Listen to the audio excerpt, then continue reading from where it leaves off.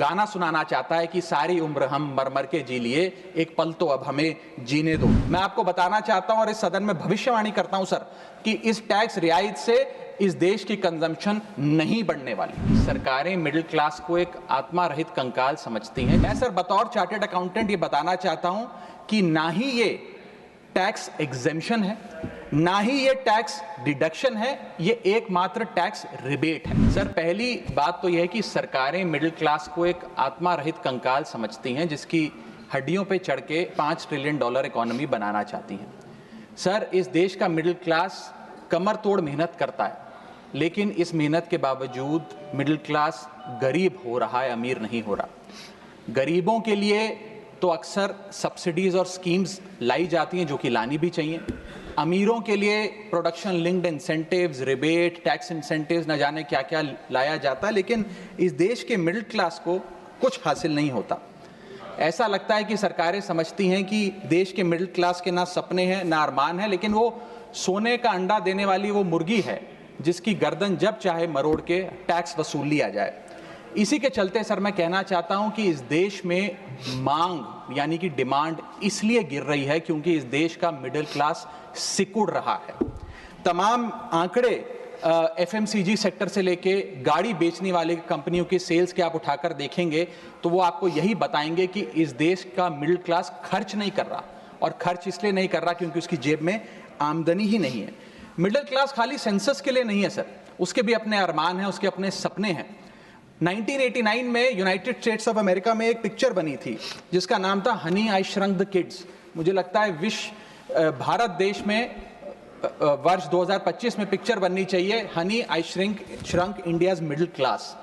Sir मैं आपको साफ तौर पे बताना चाहता हूं कि मिडिल क्लास टैक्स उससे वसूला जाता है जैसे उससे किसी अधिकार से हम टैक्स ले रहे हैं और सुविधा उसको एहसान मुताबिक दी जाती है। सर नेस्ले इंडिया के अभी आंकड़े आए जो इस देश की सबसे बड़ी एफएमसीजी कंपनियों में आता है।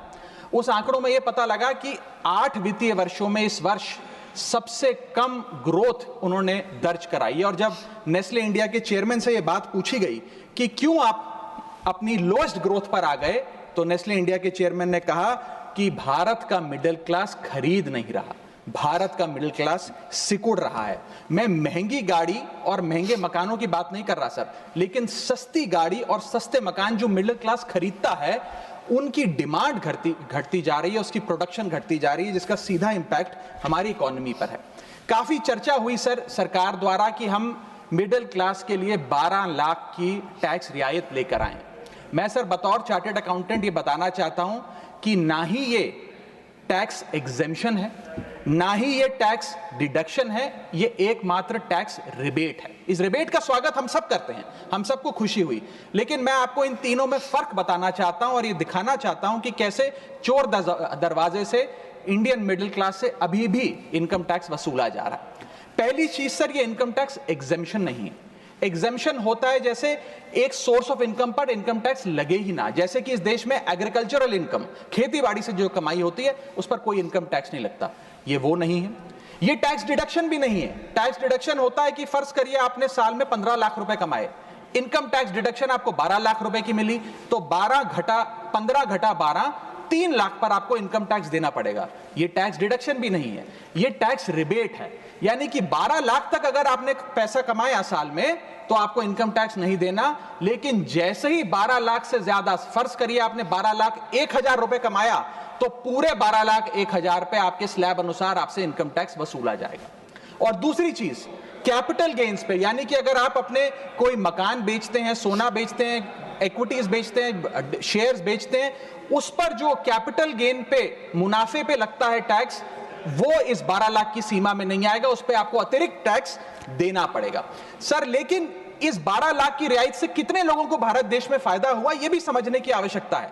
हम 140 करोड़ की आबादी वाले देश में रहते हैं, जिसमें मात्र 8 करोड़ लोग इनकम टैक्स की रिटर्न भरते हैं, और इन 8 करोड़ लोगों में से मात्र 3 करोड़ लोग इनकम टैक्स भी भरते हैं। यानी कि 8 करोड़ लोग इनकम टैक्स की रिटर्न भरते हैं, 5 करोड़ लोग जीरो इनकम दिखा के अपनी इनकम टैक्स की रिटर्न भरते हैं, जीरो टैक्सेबल इनकम, और उनसे कोई इनकम टैक्स नहीं वसूलती। लेकिन जो बाकी 3 करोड़ बचे, मात्र वो ही इनकम टैक्स भरते हैं। तो किन लोगों का फायदा हो रहा है, ये भी समझने की आवश्यकता है। और इसका मुकाबला आप करिए सर, सीएमआई का डेटा बताता है कि इस देश में कंजम्पशन के आधार पे 43 करोड़ इंडियन, 43 करोड़ भारतीय भारत की मिडिल क्लास में आते हैं। 43 करोड़ में से मात्र 2 से 3 करोड़ लोगों को ही इसका फायदा होने जा रहा है। उसका हम स्वागत करते हैं, लेकिन बाकियों के लिए क्या? वित्त मंत्री जी ने यह फैसला जब सुनाया तो कहा कि इससे भारत की कंजम्पशन बढ़ेगी, खपत बढ़ेगी और इकोनॉमी का चक्का, इकोनॉमी का पहिया चलने लग जाएगा। मैं आपको बताना चाहता हूं और इस सदन में भविष्यवाणी करता हूं सर कि इस टैक्स रियायत से इस देश की कंजम्पशन नहीं बढ़ने वाली।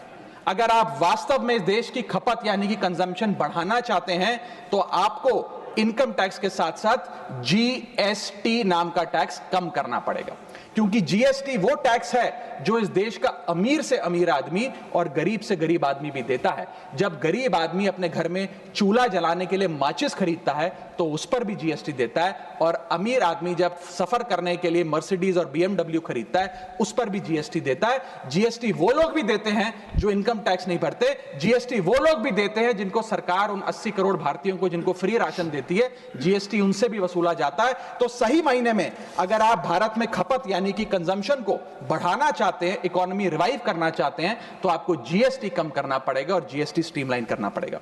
सर, मिडिल क्लास इस देश का सबसे देशभक्त क्लास है जो सबसे ज्यादा टैक्स देता है। और सर, जब नौकरी से लौटता हुआ साधारण पैंट शर्ट पहने मिडिल क्लास का आदमी मेट्रो की लाइन में खड़ा होता है तो उसे यह चिंता नहीं होती कि घर जाकर कौन सी पिक्चर देखूंगा या कौन सा पकवान खाऊंगा। उसे यह चिंता होती है कि मैं अगले हफ्ते अपने बच्चों की फीस कैसे भरूंगा, बाबूजी का ऑपरेशन कैसे कराऊंगा, या बड़े साल नौकरी कर ली, अब एक स्कूटी खरीद लेता हूं। लेकिन जब बाजार जाता है तो पता लगता है वो स्कूटी जो 4 लाख की जो 40,000 की मिलती थी वो अब 1 लाख रुपए की मिलने लगी, या वो ऑल्टो गाड़ी जो 3-3.5 लाख की मिलती थी अब 10 लाख रुपए की मिलने लगी। ये सच्चाई है सर, और इसलिए है क्योंकि सर सैलरी बढ़ती नहीं, बचत होती नहीं, सिर्फ और सिर्फ महंगाई बढ़ती है। और सर, मैं ये भी आपको बताना चाहूंगा, रिपोर्ट्स बताती है, इकोनॉमिक सर्वे ऑफ इंडिया बताता है कि सैलरी औसतन मात्र 3% बढ़ी है पिछले वित्तीय वर्ष में, जबकि food inflation 10%, health care inflation 15% और कंज्यूमर प्राइस इन्फ्लेशन और न जाने कितनी इन्फ्लेशन तो इनसे कहीं ज्यादा ऊपर आंकड़ों पर आज मंडरा रही है। लेकिन उसके मुकाबले सैलरी मात्र 3% बढ़ी है। सर, देश का मिडिल क्लास एक बहुत बड़े डेट ट्रैप में भी फंसने जा रहा है। मैं ये भी भविष्यवाणी आज करना चाहूंगा, क्योंकि भारत का household debt to GDP ratio आज 40% पे खड़ा हो गया। सरल भाषा में बताऊं तो भारत के मिडिल क्लास परिवार आज रोजमर्रा के जीवन के लिए, अपने डेली एक्सपेंसेस के लिए लोन लेने पर मजबूर हो गए हैं, चाहे वो पर्सनल लोन हो, चाहे वो क्रेडिट कार्ड के जरिए हो, या चाहे वो अन्य प्रकार से फाइनेंशियल इंस्टीट्यूशन से ब्याज पर पैसा लेना हो। यानी कि जो सैलरी 1 तारीख को आती है वो पहले ही आपके रोजमर्रा के जीवन में जो आपने खर्चा करने के लिए ब्याज पर पैसा लिया हुआ है उसके भुगतान में लग जाती है, और इंडिया का मिडिल क्लास एक डेट ट्रैप में फंसता जा रहा है। ये लोन कोई मकान बनाने के लिए या दफ्तर खरीदने के लिए या एसेट क्रिएशन के लिए नहीं है, ये day to day expenses meet करने के लिए, जो भारत के मिडिल क्लास को एक डेट ट्रैप में खड़ा करता जा रहा है। सर, सैलरी तो 7 तारीख को आती है महीने की, लेकिन 1 तारीख को मकान मालिक आ जाता है दरवाजे पे दरवाजा खटखटाने की किराया दो। और सारी उम्र काम करने के बाद एक मिडिल क्लास का आदमी सोचता है कि अंत में रिटायरमेंट के समय एक छोटा सा अपना मकान, जमीन खरीद के मकान बनाऊंगा। जमीन खरीद के मकान बनाना तो छोड़िए सर, आज रियल एस्टेट के प्राइसेस आपकी अर्निंग्स, मिडिल क्लास की अर्निंग्स के मुकाबले इतने ज्यादा हैं कि रिटायरमेंट 2-3 जन्म काम करने के बाद, रिटायरमेंट लेने के बाद भी शायद वो 2 BHK अपार्टमेंट भी नहीं खरीद पाएगा। इसीलिए मिडिल क्लास आज सरकार को वो गाना सुनाना चाहता है कि सारी उम्र हम मर मर के जी लिए, एक पल तो अब हमें जीने दो। सच्चाई यह है सर कि मिडिल क्लास के घरों में जब कभी शादी का कार्ड आता है तो चिंता हो जाती है कि सगन में कितना पैसा देना पड़ेगा, और साथ ही साथ नया सूट सिलवाना पड़ेगा, ट्रेन का खर्चा हो जाएगा, एटसेट्रा।